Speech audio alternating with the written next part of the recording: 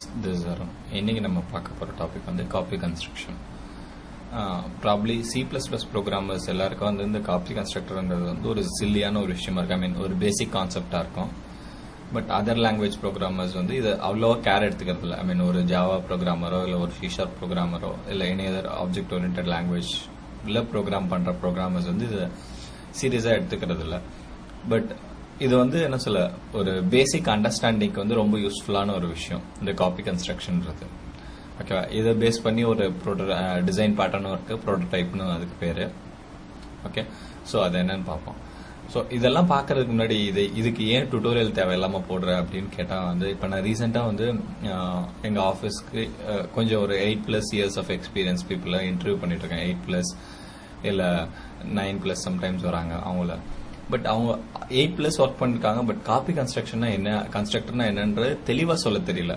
எல்லாம் theoretical definition கொடுக்குறாங்க, இல்லைன்னா அறகுறையாக வளர்ட்டி விட்டு போகிறாங்க, அந்த மாதிரி தான் இருக்காங்க. ஸோ அவங்களுக்கெல்லாம் ப்ளீஸ் C++ உங்களுக்கு தெரியும்னா காப்பி கன்ஸ்ட்ரக்டரை வந்து தெளிவாக படிச்சுக்கங்க. காப்பி கன்ஸ்ட்ரக்டரும் விர்ச்சுவல் ஃபங்க்ஷன்ஸும் தெரியலன்னா தயவு செஞ்சு C++ தெரியும்னு யாரும் சொல்லிடாதீங்க. ஓகேவா?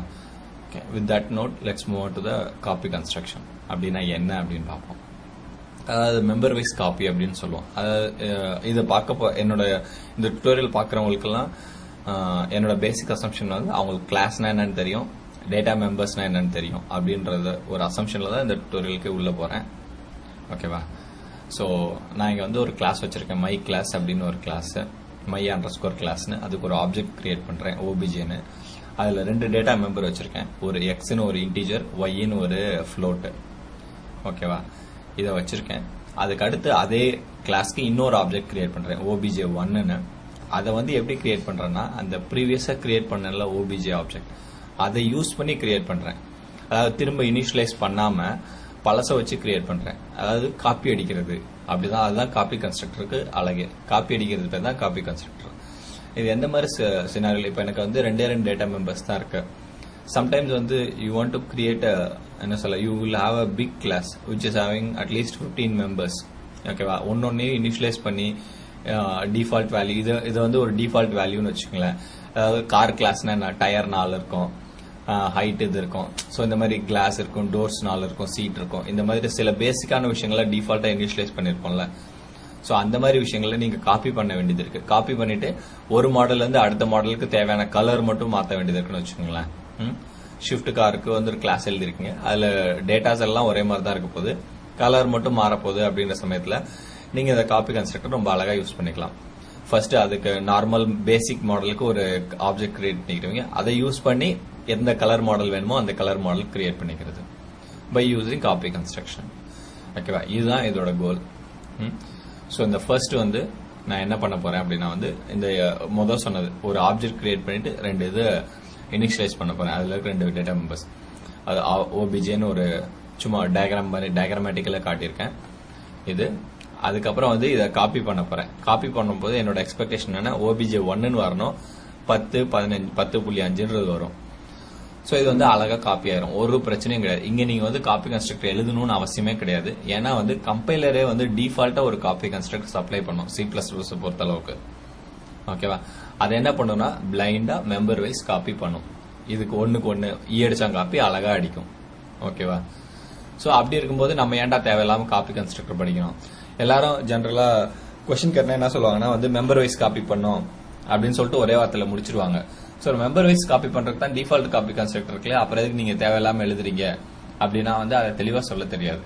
ஓகேவா? ஸோ அது தெளிவா சொல்ல தெரிஞ்சுக்குங்க முதல்ல. எதுக்காக அப்படின்னா ரொம்ப சிம்பிளான கான்செப்ட் தான் அது, ரொம்ப அப்படி ஒன்றும் பயங்கர காம்ப்ளிகேட்டடான விஷயம் கிடையாது. ஸோ இப்போ நம்ம அதாவது இப்போ ஷாலோ காப்பின்னு ஒரு காப்பி கன்ஸ்ட்ரக்டர் பார்க்கும்போது 2 சொல்லுவாங்க, ஷாலோ காப்பி, டீப் காப்பி அப்படின்னு. ஃபர்ஸ்ட் ஷாலோ காப்பினா என்னன்னு பார்ப்போம். இப்போ நான் ஆப்ஜெக்ட் 1 வச்சிருக்கேன் முன்னாடி பார்த்த மாதிரி. இப்போ எக்ஸ்ட்ரா என்ன பண்ணுங்கன்னா ஒரே ஒரு இன்டிஜர் பாயிண்டர் வச்சிருக்கேன், அதுக்கு 20 மெமரி அலோகேட் பண்ணிருக்கேன். அது எப்படி வருதுன்னா எக்ஸுக்கு 10, ஒய்க்கு 10. இது இன்டிஜர் பாயிண்டர்னா என்ன பண்ணுவோம், அதுக்கு தனியா மெமரி அலோகேட் பண்ணிட்டு அதுல தான் போய் வேல்யூ ஸ்டோர் பண்ண போறோம். ஸோ இப்படித்தான் பிக்டோரியலா உள்ள ஸ்டோர் ஆயிருக்கும். 101 ஒரு லொகேஷன்ல 20 போய் ஸ்டோர் ஆயிருக்கும். இந்த ஆப்ஜெக்ட் வந்து அப்படியே படமா காட்டியிருக்கேன். ஓகேவா? நல்லா பாத்துங்க, ஐ மீன் கொஞ்சம் கிளியரா பாத்துக்க. இப்போ வந்து இதை இன்னொரு ஆப்ஜெக்ட் காப்பி பண்ண போறேன். ஓகேவா?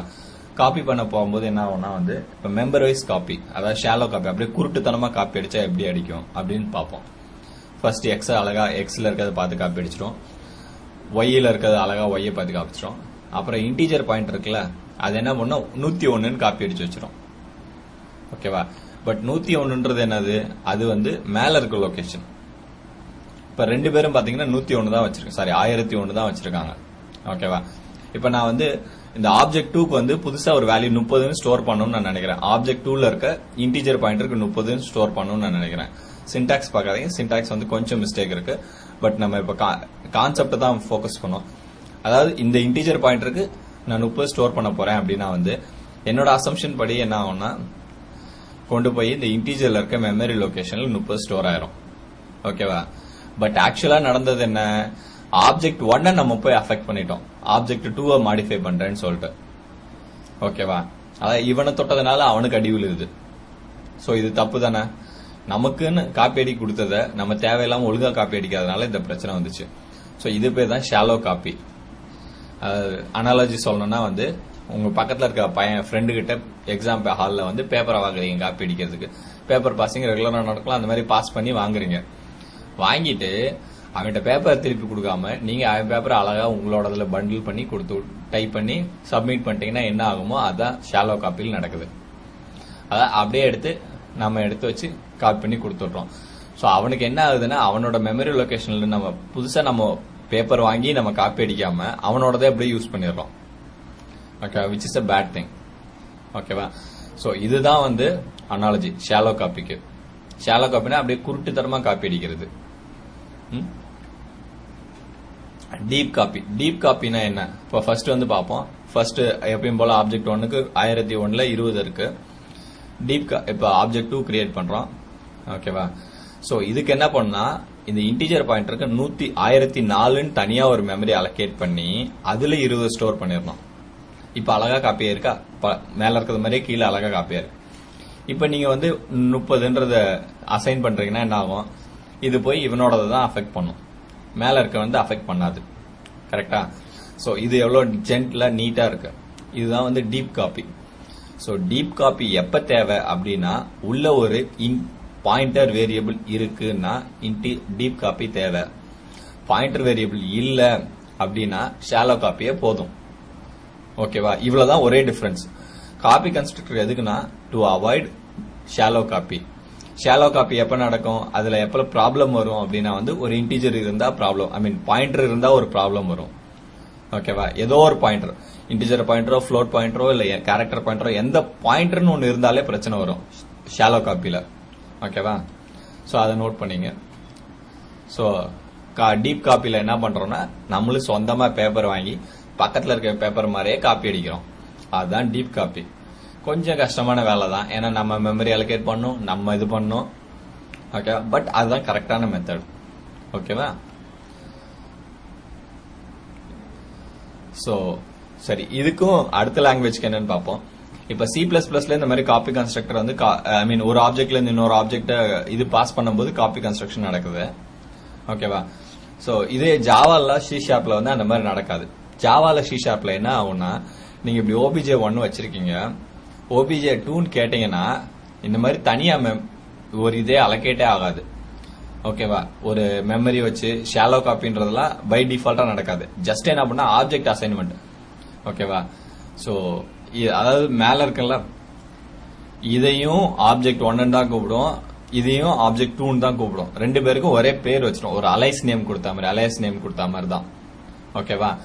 சோ அந்த மாதிரி நேம் கொடுக்காம ஒழுங்கா காப்பி பண்ணோம்னா, ஜாவால வந்து அந்த ஜாவாலையும் C#லயும் அதுக்குரிய குளோனபிள் இன்டர்ஃபேஸ் வந்து நீங்க ப்ராப்பரா இன்னரிட் பண்ணி ஓவர்ரைட் பண்ணி இருக்கணும்.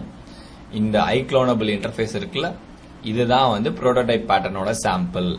ஓகேவா? சோ இது வந்து ஒரு எக்ஸ்ட்ரா இன்ஃபர்மேஷன் தான். இதுக்கும் காப்பி கன்ஸ்ட்ரக்ஷனுக்கும் டைரக்ட் சம்பந்தம் கிடையாது. இது வந்து last slide is for C# or Java programmers. ஓகேவா? இதுல வந்து ஆப்ஜெக்ட் கன்ஸ்ட்ரக்ஷன் தேவையில்லை. சாரி, ஆப்ஜெக்ட் கன்ஸ்ட்ரக்ஷன் டூப்ளிகேஷன் வராது. ஜஸ்ட் அசைன்மெண்ட் ரீநேம் மட்டும் தான் பண்ணிக்கிறோம். ரீநேம் கூட கிடையாது, எக்ஸ்ட்ரா ஒரு நேம் ஆட் பண்ணோம். ஓகேவா? சோ இது இந்த லாஸ்ட் பாயிண்ட் எதுக்காக சொல்றேன்னா, C++ ப்ரோக்ராமர் வந்து புரோட்டோடைப் பேட்டர்னை பார்க்கும்போது அவங்க சொல்லுவாங்க, என்னடா லூஸ்தனமா இருக்கு, இதான் காப்பி கன்ஸ்ட்ரக்டர் எங்க லாங்குவேஜ்ல இருக்க, எதுக்கு தேவையில்லாம பண்ணணும், ப்ரோட்டோடைப்னு ஒரு பேட்டர்ன் அப்படின்னு கேட்பாங்க. அவங்களுக்கு சொல்ற பதில் என்னன்னா, உங்க லாங்குவேஜ்ல அது இந்த மாதிரி காப்பி கன்ஸ்ட்ரக்ஷன் வந்து ப்ராப்பரா சப்போர்ட் பண்ணிருக்கு பை டிஃபால்ட்டா. பட் அதர் லாங்குவேஜ்ல இந்த மாதிரி மெத்தட் கிடையாது. அவங்க வந்து வேற மெத்தட்ல பண்றாங்க. அதனால அவங்களுக்கு தேவையானது இந்த குளோனபிள் இன்டர்ஃபேஸும் ஐக்ளோனபிள் தேவைப்படுது. ஸோ அதுதான் ப்ரோட்டோடைப் பேட்டர்ன். ஓகேவா? ஸோ அவ்வளவுதான்.